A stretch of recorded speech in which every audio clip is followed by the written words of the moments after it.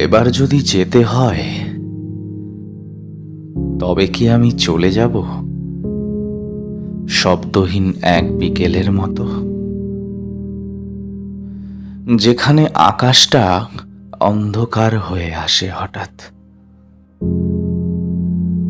আর কেউ বলে না থাকো আর একটু। এবার যদি চলে যেতেই হয় তবে কি আমার চায়ের কাপটা পড়ে থাকবে তোমার বারান্দার টেবিলে?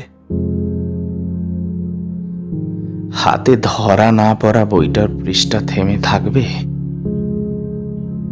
যেখান থেকে তুমি আমার দিকে তাকিয়ে হাসতে?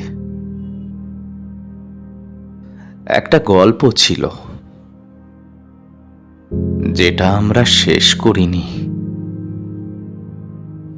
যার কাগজে এখনো আমার লেখা তোমার নামটা পড়ে আছে। সেই গল্প কি আর কেউ পড়বে?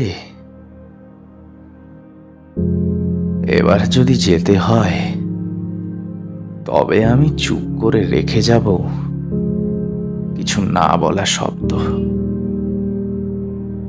তোমার ডায়েরির ভাঁজে লুকিয়ে রাখা চিঠির মতো, যা তুমি কেবল একা থাকলে খুলে দেখো। সেখানে হয়তো একবার লেখা ছিল, তুমি ছাড়া আমার দিন শুরু হয় না। আমি যদি এবার চলে যাই তবে জানবে আমি থেকেছি,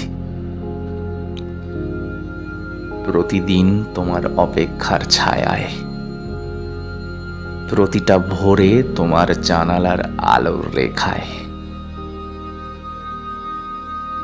আমি থেকেছি সেই অজুহাতে যে অকারণে তুমি বলেছিলে আর একটু থাকো, না গেলে হতো না। এবার যদি যেতে হয়